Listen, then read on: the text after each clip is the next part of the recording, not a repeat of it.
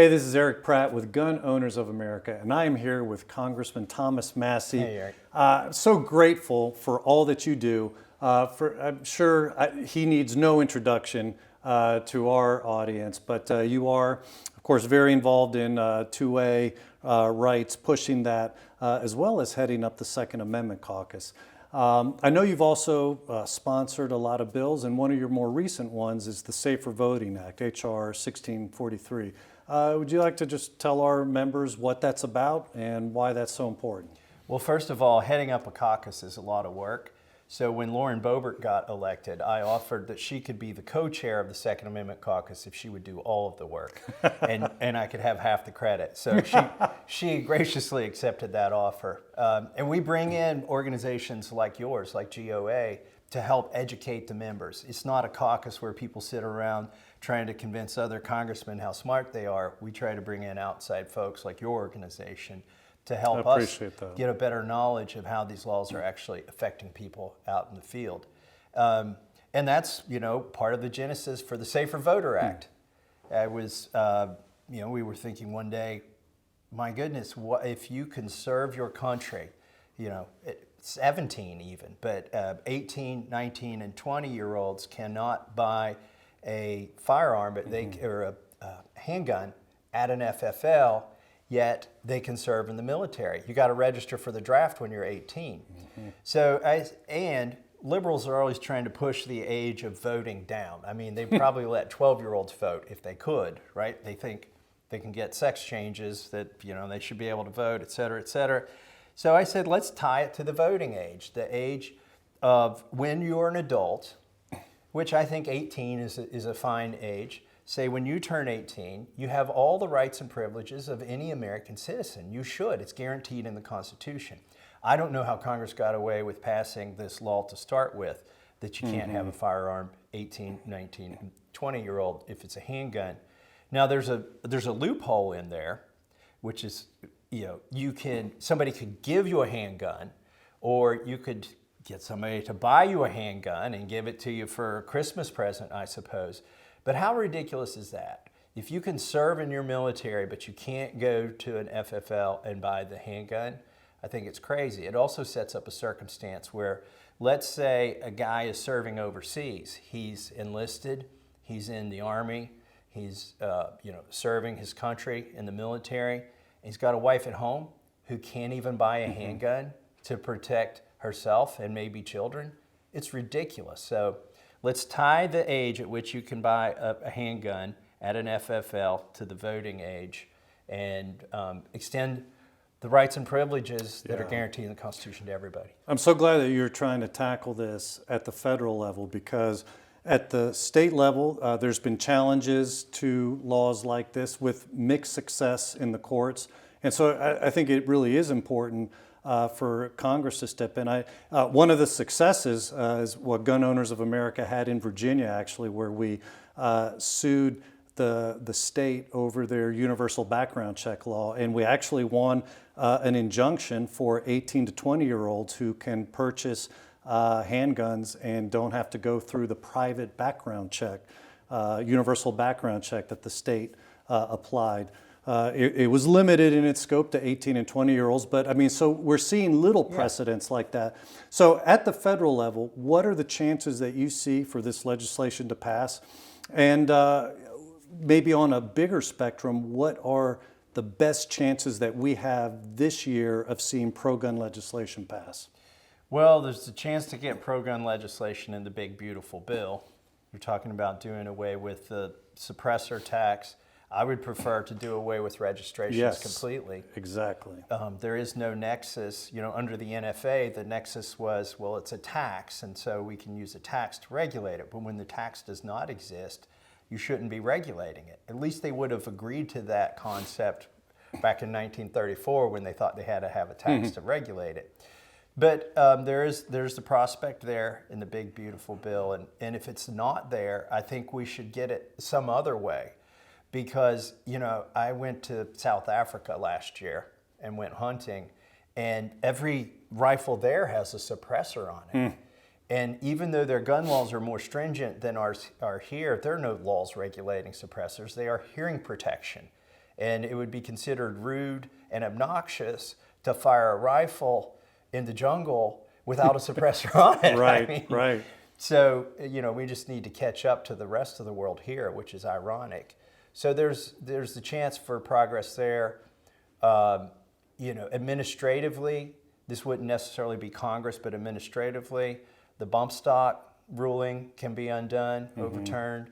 Not bump stock. You can do the bump stock as well, but pistol brace. Pistol brace, yes. yeah. I had to educate Cicilline in a hearing once on the difference between a bump stock and a pistol brace. This stabilizing brace, which is depicted here, when attached here, it turns this weapon into an automatic weapon. It becomes a bump stock. And so it will allow that to essentially be fired like an automatic weapon. That's the danger. So I have to very strongly oppose the amendment. The Democrats are so zealous in their rush to ban everything related to guns and every gun that exists that I'm afraid Mr. Cicilline has his gun features mixed up. He just described the arm brace, which is used by people who have a handicap to help fire a pistol. He just described it as a bump stock. It's neither a stock nor a bump stock. And I think it's important that if you're going to ban these things, that you actually understand what you're banning. That is the picture that he showed, everybody needs to know, is not a bump stock. It's an arm brace for firing a pistol from the wrist. And it's not made to increase the rate of fire of the firearm. It's not made to simulate automatic fire. It's made to stabilize the grip of a pistol. Yeah, what was it he said that the pistol brace did? He said that this would allow, rapid fire of a firearm, and he pointed to something. I'm like, no, go check your facts. Right. That was a fantastic back and forth between you and him. Well, I decided to put one of these on my desk and let them come arrest me when they said these are illegal. Nobody's been here to do it yet. But you do need to have as much non-compliance as you can afford to risk. I mean, most of the court cases that you see, you have to have standing. And so it's people like Dick Heller who tried to do something and was prevented from doing it. So you got to try to do something first before, as you well know, you guys had a bunch of these court cases.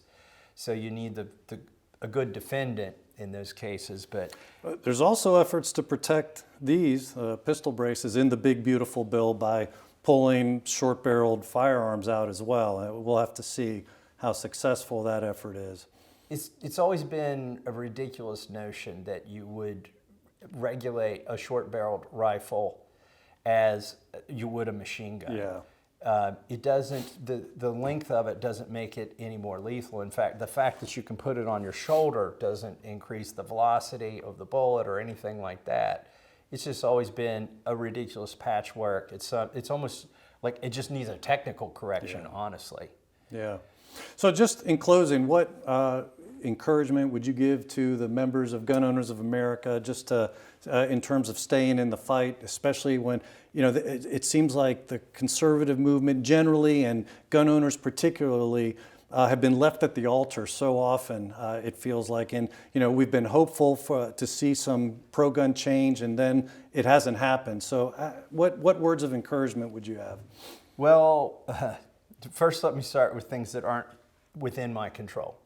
We're getting better judges put on the courts because those are Trump appointees when they happen, and then they get confirmed by a Republican Senate, hopefully. But that's outside of my control. You've got some of the ridiculous regulations that are getting rolled back, regulations promulgated by the ATF. And so, the bad thing about executive orders is that they can be undone. Absolutely. Or done immediately by any president. But the good thing is the next president can undo them. Right. And so there's hope there. But I think in Congress, there's hope as long as we don't get afraid about the next election, because I tell these folks up here, this will help you in your next election. Gun owners are always punching above their weight class. Like, and don't get on the wrong side of them ever in an election. But why not work proactively to pass this legislation? We passed the national reciprocity out of the Judiciary Committee. I think we could go even further and do national constitutional carry now that we have 29 states. But we should, regardless, the bill that we got out of Judiciary Committee could come to the floor, get a vote. We should get a vote on that and send it to the Senate. So, and then there's progress on getting suppressors out of the registry. I think there's hope. I think y'all should stay in the fight. I think y'all should stick with GOA. They, just like gun owners at the ballot box are punching above their weight class, you guys are punching above your weight class up here. And all of the legislators up here take you all seriously. And that's only because you have membership.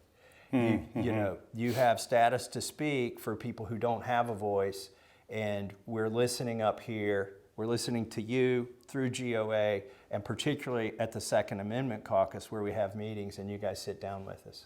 Well, I appreciate that. So you heard what Congressman Massie said. Stay in the fight.